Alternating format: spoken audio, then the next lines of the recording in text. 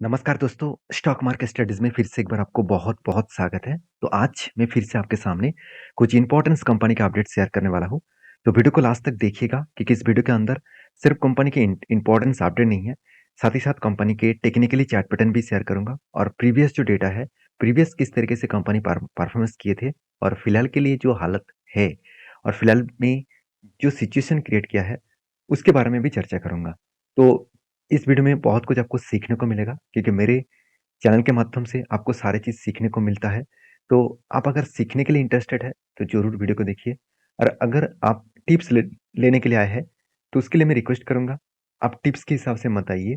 आप सीखने के लिए और सीख कर आप खुद काम करने के लिए ज़रूर वीडियो को देखिए। क्योंकि देखिए, मैं एक चीज़ आपको पहले ही बोल देता हूँ कि अगर किसी टिप्स से आप काम कर रहे हैं, तो आप कभी भी प्रॉफ़िट नहीं बना पाएँगे। मैं गारंटी के साथ लिख के दे सकता हूँ, क्योंकि मेरे खुद का एक्सपीरियंस है इस फ़ील्ड में एटलीस्ट 7 ईयर। तो 7 साल में मैंने जो सीखा कि टिप्स मैं भी पहले टिप्स लेकर काम कर रहा था, पर मैंने बहुत ज़्यादा पैसा गँवाया और जब मैंने खुद स्टडी किए और खुद कोर्सेज़ किए और उसके बाद जब मैंने खुद स्टडी किए, तब मुझे पता चला कि अगर खुद काम करें, तो वहाँ पे प्रॉफ़िट होने का चांसेस बहुत ज़्यादा बढ़ जाते हैं। क्योंकि वहाँ पे आपका खुद का ओपिनियन होगा, दूसरे के ओपिनियन के ऊपर आपको चलना नहीं पड़ेगा। क्योंकि दूसरे हर कोई उसका ओपिनियन देंगे, मैं भी इस वीडियो के ऊपर मेरा खुद का ओपिनियन दूँगा। मगर आपको ये देखना है, उस ओपिनियन से आपको कौन-सा चीज़ लेना है और कौन-सा चीज़ को आपको स्टडी करके काम करना है। तो प्लीज़ रिक्वेस्ट करूँगा इस वीडियो को एजुकेशन पर्पज़ में लेना, प्लीज़ बाय एंड सेल का रिकमेंडेशन मत लेना। तो सबसे पहले जो कंपनी इसके बारे में चर्चा करूँ, उसका नाम है इंडिया मार्ट। देखिए, इंडिया मार्ट इंटरमेश लिमिटेड जो one of my favourite company है। मेरे फेवरेट इसलिए है क्योंकि online B to B business field में और वो भी ऑनलाइन में कंपनी नंबर 1 है और इस कंपनी फर्स्ट कंपनी है, जो इस प्लेटफ़ॉर्म के ऊपर काम कर रहा है। अभी वो जितने सारे नए दोस्त अ, मेरे साथ जुड़े हैं और जिसको पता नहीं कि बी टू बी मॉडल क्या होते हैं, मैं एक बार बता दूँ। बी टू बी का मतलब होते हैं बिज़नेस टू बिज़नेस। देखिए, हम लोग क्या देखते हैं, बी टू सी का मॉडल है, तो बी टू सी का मॉडल क्या है? बिज़नेस टू कंज़्यूमर मतलब कस्टमर। तो यहाँ पे कंपनी क्या कर रहा है? कंपनी बी टू बी का काम कर रहा है। मतलब मान के चलिए आपका कोई प्रोडक्ट है, वो प्रोडक्ट को आप कस्टमर को नहीं, आप कोई सेलर को बेचना चाहते हैं, ऐसे सेलर जो खुद आपका माल खरीद के वो खुद बेच पाए। तो इसका मतलब आप अल्टीमेटली देखा जाए तो आप कोई दुकानदार को बेचना चाहते हैं, वो दुकानदार आपका प्रोडक्ट सेल करे। तो ये जो कस्टमर है, इस तरीके से कस्टमर आपको कहाँ पे मिलेगा? अगर आप बी टू सी कस्टमर ढूँढने जाएँगे तो आपको मिल जाएगा, मगर बी टू बी कस्टमर आपको कहाँ पे मिलेगा? तो इसके लिए एक ही प्लेटफ़ॉर्म है, वो है इंडिया मार्ट इंटरमेश। आप आपका खुद का प्रोडक्ट को यहाँ पे रजिस्टर कराइए और कंपनी आपको खुद ढूँढ के देंगे कि आपका प्रोडक्ट कौन खरीदारी करेंगे। अगर कस्टमर ढूँढ के दे, तो उसके लिए कंपनी एक चार्जेस और एक कमीशन वो चार्जेस करेंगे। तो कहने का मतलब आप समझ चुके हैं, अभी कंपनी का परफॉर्मेंस के बारे में आपको देखना है। क्योंकि देखिए किसी भी कंपनी के ऊपर ब्लाइंडली निवेश करना नहीं है, क्योंकि ब्लाइंडली निवेश करेंगे तो आप लॉसेस आपको ही होगा, दूसरे किसी को नहीं होगा क्योंकि पैसा आपका है, आप इतने मेहनत से पैसा कमा चुके हैं, तो उस पैसे को प्लीज़ ऐसे-वैसे लोगों को बात सुनकर मत इन्वेस्ट करिए, मेरी बात सुनकर भी नहीं। मैं आपको बहुत बार बोल चुका हूँ कि प्लीज़ आपका खुद का कन्विक्शन होना चाहिए कि मैं जिस कंपनी के ऊपर निवेश कर रहा हूँ, क्या सही में वो मुझे रिटर्न दे सकते हैं? देखिए मार्केट में 100% कुछ नहीं होता। जो लोग आपको 100% बता रहे हैं कि 100% ही टारगेट देगा, वो लोग मेरे हिसाब से आपको फ़ॉल्स बता रहा है। क्योंकि 100% कोई भी गारंटी नहीं होता। अगर 100% होता, तो बड़े-बड़े जो इन्वेस्टर हैं, रिलायंस, टाटा, अदानी, अंबानी, तो इतने बड़े कंपनी को खड़ा करने का क्या ज़रूरत था? वो खुद ही क स्टॉक मार्केट के ऊपर आता और जो लोग बता रहे हैं कि 100% प्रॉफ़िट है, उसको ज़्यादा पैसा दे देता और बोल देता कि मेरे फंड मैनेज करो और मुझे 100% प्रॉफ़िट लेके लेके दो। तो ऐसे होता नहीं, इसके लिए आपको कंपनी के ऊपर जानकारी होना चाहिए, कंपनी के ऊपर भरोसा करना होगा। तो कंपनी के डेप्थ के बारे में बात करूँ, जो ज़ीरो डेप्थ है, इनकम भी बेस्ट है और कंपनी के देखिए सबसे जो मुझे बेस्ट पॉइंट लगा, कंपनी के देखिए क्विक रेशियो, जो हमेशा 2% के ऊपर होना चाहिए। अगर क्विक रेशियो ज़्यादा है, तो ठीक-ठाक ही चल रहा है। इंटरेस्ट मार्जिन और साथ ही साथ return of asset, return of capital employed, सब कुछ आपको ठीक-ठाक और बेस्ट लेवल में देखने को मिल जाएगा। अभी सबसे जो इम्पोर्टेंस पॉइंट देखा जाता है, वो है कंपनी का क्वार्टरली रिजल्ट। अगर क्वार्टरली रिजल्ट के बारे में बात करूँ, तो सेल्स के मामले में कंपनी के सेल्स लगातार बढ़ते चले गए। 229 करोड़ से बढ़ के हो चुके 280 करोड़, सॉरी अ, हाँ, 229 करोड़ से बढ़ के हो चुके 280 करोड़। तो सेल्स में भी इंक्रीजिंग हुआ, ईयर ऑफ ईयर बेसिस में भी ग्रोथ हुआ और क्वार्टर क्वार्टर बेसिस में भी ग्रोथ हुआ। एक्सपेंस को कंट्रोल करने के बाद कंपनी के हाथ में जो प्रॉफिटेबिलिटी है, वो 74 करोड़ से 83 करोड़ बना। इसका मतलब ईयर ऑफ ईयर बेसिस में कंपनी का प्रॉफिट बढ़ा, मगर क्वार्टर ऑफ क्वार्टर बेसिस में कंपनी का प्रॉफिटेबिलिटी यहाँ पे कम होता देखने को मिले। तो ये जो एस्टिमेट किया जाता है, वो एस्टिमेट को कंपनी यहाँ पे बीट नहीं कर पाए। कोई बात नहीं, हमेशा हर क्वार्टर में बीट करेगा ऐसे कोई गारंटी नहीं है। आपको ये देखना है कि ईयर ऑफ ईयर बेसिस में वो क्या कर रहा है। जो कंपनी लॉस मेकिंग कंपनी था, वो धीरे धीरे करके प्रॉफिट मेकिंग कंपनी बन चुके हैं। आज ज़्यादा से ज़्यादातर कंपनी ऑनलाइन प्लेटफॉर्म के ऊपर ही काम कर रहा है, और जो लोग ऑनलाइन प्लेटफॉर्म के ऊपर काम कर रहे हैं, उसका फ्यूचर में ग्रोथ होने का चांसेस और भी ज़्यादा बढ़ जाएंगे, क्योंकि ज़्यादा से ज़्यादा लोग बिजनेस करेंगे, ज़्यादा से ज़्यादा लोग पार्ट टाइम काम करना चाहेंगे, तो उसके कोई ना कोई तो प्लेटफॉर्म चाहिए। तो उसके लिए इंडिया मार्ट एक बेस्ट प्लेटफॉर्म हो सकता है। तो रही बात कंपनी के सेल्स का ग्रोथ, प्रॉफिट का ग्रोथ और return of equity, return of capital employed, सब कुछ आपको ठीक ठाक दिखेगा। मगर रिटर्न के मामले में 1 साल में तो ठीक ठाक है, 3 साल में उतना खास परफॉर्मेंस नहीं है, क्योंकि एज ए इन्वेस्टर इस कंपनी के ऊपर देखिए, कोई भी होल्डिंग को बेचा नहीं, चाहे वो प्रोमोटर हो, एफआईएस हो, डीएस हो, पब्लिक हो, किसी ने इस कंपनी के ऊपर होल्डिंग को एक भी बेचे नहीं। इसका मतलब हर कोई इस कंपनी के ऊपर रहना चाहते हैं। अभी इस कंपनी के ऊपर बात करूँ तो कंपनी का जो लास्ट कुछ फ्यू डेज का डेटा दिखा दूँ, तो कंपनी के ऊपर उतना क्वांटिटी ऐड नहीं किया जा रहा है।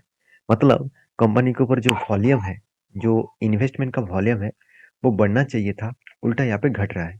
अभी वॉल्यूम यहाँ पे घटने का कारण कौन सा है? चलो मैं टेक्निकली चार्ट पैटर्न्स के बारे में चर्चा करता हूँ। देखिए कंपनी के ऊपर एक ट्रेड बना था, शोल्डर कम हेड कम शोल्डर बना। फाइनली ब्रेकआउट हुआ, ब्रेकआउट कंफर्मेशन भी हुआ। उसके बाद देखिए रिट्रेसमेंट किया, और उसके बाद देखिए टारगेट भी अचीव हो चुके हैं। तो अचीव होने के बाद देखिए यहाँ पे नीचे आ रहा था, और मैंने आपको ट्रेन लाइन ड्रॉ करके दिया। यहाँ पे एक स्ट्रांगली क्या था, सपोर्ट था, और फाइनली वो सपोर्ट को ब्रेक डाउन किया। उसके साथ साथ 200 डेज ईएमए को भी ब्रेक डाउन किए। जब इस तरीके से 200 डेज ईएमए को ब्रेक डाउन करे, तो इसका मतलब समझ लीजिए कि यहाँ पे होल्ड कर रहा है और डाउन साइड का ट्रेंड है। मुझे लगता है एक भारी भरकम करेक्शन देखने को मिलेगा। अभी कहेंगे सर अगर नीचे लेवल में आए तो कहाँ तक आ सकते हैं? देखिए इसका फर्स्ट जो सपोर्ट बनेगा, वो एटलीस्ट 2320 रुपीज़ के आसपास।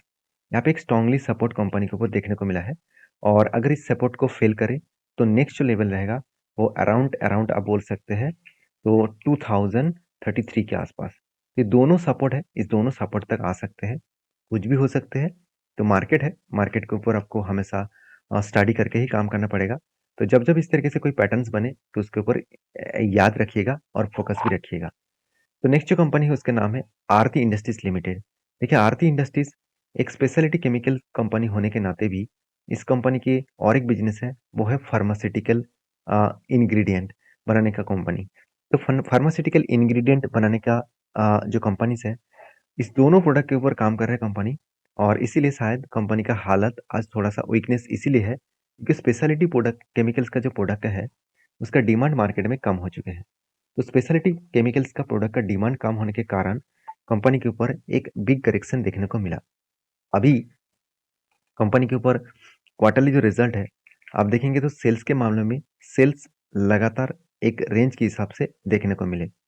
अभी कंपनी एक्सपेंस को भी कंपनी कंट्रोल में रखे, और उस हिसाब से कंपनी का जो प्रॉफिटेबिलिटी है, वो आप देखेंगे तो नेट प्रॉफिट यहाँ पे कम हो चुके हैं। अभी नेट प्रॉफिट कम होने का कारण यही है कि कंपनी का जो प्रोडक्ट है, उस प्रोडक्ट का डिमांड कम हुआ। अभी डिमांड कम होने के कारण सेल्स भी कम हुआ, और सेल्स के कारण कंपनी का प्रॉफिट भी कम हुआ।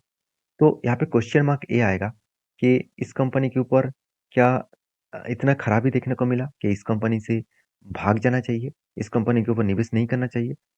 देखिए, मैं एक पॉइंट्स में आपके साथ ज़रूर शेयर करूँगा कि इस कंपनी के ऊपर कोई अ, खुद के बिज़नेस के ऊपर कोई खराबी नहीं है। अगर खुद के बिज़नेस के ऊपर कोई खराबी होता, कुछ नेगेटिविटी होता, तो मैं मान लेता कि इस कंपनी बेकार है। मगर देखा जाए तो इस कंपनी के ऊपर खुद के ऊपर कुछ नेगेटिविटी नहीं है। पूरा का पूरा सेक्टर में नेगेटिविटी है। पूरे का पूरा सेक्टर का डिमांड कम हो रहा है। तो जिसके चलते इस कंपनी के ऊपर भी प्रेशराइज़ देखने को मिला। अभी एज़ ए इन्वेस्टर, प्रोमोटर से लेकर एफआईएस पब्लिक, हर किसी के पास यहाँ पे इन्वेस्टमेंट देखने को मिलेगा। तो शायद इसीलिए इंस्टीट्यूशन इस कंपनी के ऊपर माल बेचने के लिए तैयार नहीं है। हाँ, यहाँ पे एफआईएस आप देखेंगे तो 12% से 10% कर चुके हैं। इसके लिए आपको चिंता करने का जरूरत नहीं, उसका पूरा माल डीएस ने उठा लिया। इसका मतलब इंस्टीट्यूशन खुद का होल्डिंग को कंटिन्यू कर रहा है। जो पहले होल्डिंग था, आज भी उतना होल्डिंग को वो कंटिन्यू रन कर रहा है। तो इस बात को आपको याद रखना है। प्रोमोटर के बाद एफआईएस पब्लिक और डीएस सबके पास ही होल्डिंग देखने को मिलेगा। तो इस कंपनी के ऊपर आप जरूर फोकस रखिएगा। क्योंकि इस कंपनी के पैरामीटर्स वाइज दिखा दूँ तो बैलेंस शीट भी ठीक-ठाक ही है। रिज़र्व लगातार बढ़ते चले गए। उस हिसाब से कंपनी का एक्सपेंस भी बढ़ा और उसके हिसाब से कंपनी का फिक्स्ड एसेट भी बढ़ा। अभी देखिए कंपनी इस खराब सिचुएशन में भी सीडब्ल्यूआईपी में करीबन 1050 करोड़ के आसपास पैसा लगा कर रखे हैं। तो इतना शानदार पैसा कंपनी के ऊपर लगा कर रखे। और बोरिंग्स के बारे में बात करूँ तो बोरिंग्स यहाँ पे देखेंगे तो लॉन्ग टर्म बोरिंग्स कितना है 1300 करोड़ के आसपास और शॉर्ट टर्म बोरिंग्स कितना है 1700 करोड़ के आसपास। तो इसका मतलब बोरिंग्स के हिसाब से दिखाए तो कंपनी के पास जो कर्जा है वो लॉन्ग टर्म और शॉर्ट टर्म दोनों के लिए लिया गया। अभी इस कंपनी के ऊपर क्या करना है वो आप ही खुद समझ चुके हैं। कंपनी के ऊपर अभी देखिए फिलहाल के लिए हाई वॉल्यूम देखने को मिला है। कंटिन्यूअसली 50% के ऊपर वॉल्यूम आपको देखने को मिलेगा। 40 से 50% के ऊपर कंटिन्यूअसली वॉल्यूम देखने को मिला है। अभी इतना वॉल्यूम क्यों हो रहा है? क्योंकि शेयर के ऊपर जो प्राइस का करेक्शन है, अगर टॉप लेवल से डाउन लेवल तक देखूँ, तो बिग करेक्शन देखने को मिला। ऑलमोस्ट आपको इसका करेक्शन के बारे में बात करूँ, तो 50% के आसपास करेक्शन हो चुके हैं। करंट जो फिलहाल का जो इसका प्राइस है, उस प्राइस के हिसाब से देखा है तो कंपनी के ऊपर 50% करेक्शन हो चुके हैं। अभी इसी के तरीके से आप देखेंगे तो शोल्डर कम हेड बनने जा रहा है, उसके बाद शोल्डर क्रिएट करेगा। तो कुछ इस तरीके से अगर पैटर्न कंप्लीट हो, तो बड़ा सा धमाका यहाँ पे होने का चांसेस है। तो उस दिन के लिए मैं इंतजार कर रहा हूँ। जब मौका मिलेगा तो मैं आपके साथ ज़रूर शेयर करूँगा। फिलहाल के लिए इस कंपनी के ऊपर सिर्फ वॉच करिए। इसके ऊपर आपका कुछ डिसीजन है तो ज़रूर मुझे कमेंट करके बता सकते हैं। नेक्स्ट जो कंपनी है उसका नाम है डिक्सन टेक्नोलॉजीज। देखिए डिक्सन टेक्नोलॉजीज के ऊपर एक बहुत बड़ा अपडेट आया। वो अपडेट आपको देखना चाहिए। यहाँ पे बताया गया कि पीएलआई स्कीम 2.0। तो पीएलआई स्कीम जो 2.0 का जो स्कीम यहाँ पे आया है, उसके ऊपर सबसे फायदा डिक्सन टेक्नोलॉजीज को होने वाला है। क्योंकि गवर्नमेंट इस तरीके से पीएलआई स्कीम के ऊपर ही पैसा लगाना स्टार्ट की है और पीएलआई स्कीम के माध्यम से जो जो पीएलआई स्कीम के अंदर कंपनी खुद का नाम रजिस्टर करा चुके हैं, उसको एक्स्ट्रा बेनिफिट मिलेगा। और इसीलिए डिक्सन टेक्नोलॉजीज ने क्या किया, कमिट आउटपुट वर्थ 45,000 करोड़ के आसपास। कंपनी बता रहा है कि अगर मुझे पीएलआई स्कीम मिल गया तो मैं 45,000 करोड़ के आसपास जो बिजनेस का ग्रोथ है वो करने वाला हूँ। तो कंपनी का मार्केट कैप कितना है? कंपनी का मार्केट कैप 32,000 करोड़। और कंपनी का सेल्स का ग्रोथ कितना है? कंपनी का सेल्स का ग्रोथ देखेंगे तो ईयर ऑफ ईयर बेसिस में देखेंगे तो 13,000 करोड़। तो इसी ग्रोथ को वो बढ़ाने वाले हैं और करीबन 45,000 करोड़ के आसपास। तो कहने का मतलब है कंपनी के ऊपर आपको एक चीज वीकनेस में दिखेगा, बाकी सब कुछ तो ठीक ठाक ही है। जैसे कर्जा ना के बराबर है, प्रोमोटर के पास होल्डिंग्स भी है, इनकम भी है, हाथ में कैश भी है और साथ ही साथ कंपनी का आरओसी आरओई बेस्ड है। ये सब कुछ ठीक ठाक दिखेगा। सिर्फ कंपनी का पी रेशियो बहुत हाई है। मतलब कंपनी ओवर वैल्यूड है। ओवर वैल्यूड से भी ज़्यादा है क्योंकि कंपनी का जो पी रेशियो है, एक टाइम कंपनी का पी रेशियो 102 था।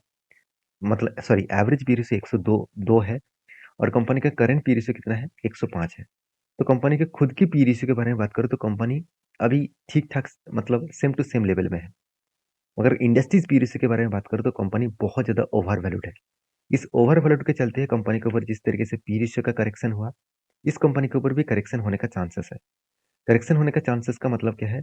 अगर मैं एक बार आपको चार्ट पैटर्न दिखा दूँ, तो ध्यान दीजिएगा, कंपनी ऑलमोस्ट एक करेक्शन दिखा चुके हैं और करेक्शन दिखाने के बाद कंपनी का इसका जो टॉप लेवल है, मतलब यहाँ पे जो टॉप लेवल है, इस लेवल तक धीरे-धीरे करके वो आगे बढ़ रहा है।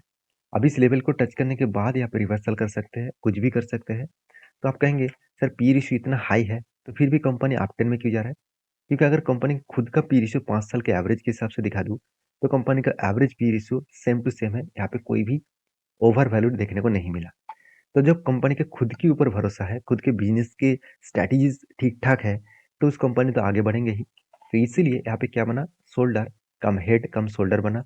और फाइनली मैं आपको ये भी बताया था कि जब भी इस तरीके से कोई ट्रेड बने, तो आपको पहले देखना है जो ब्रेकआउट लेवल है, वो ब्रेकआउट करने के बाद कन्फर्मेशन कहाँ पे मिला। तो इस कैंडल के ऊपर कन्फर्मेशन मिला और जो टारगेट निकल के आ रहा है, करीबन 6,740 के आसपास। 6,740 के आसपास इसका टारगेट बनने वाला है। तो इस टारगेट को पाने के लिए आपको इंतज़ार करना पड़ेगा क्योंकि इस कंपनी के जो हायर लेवल है, उसी लेवल के अंदर इसका टारगेट बना है।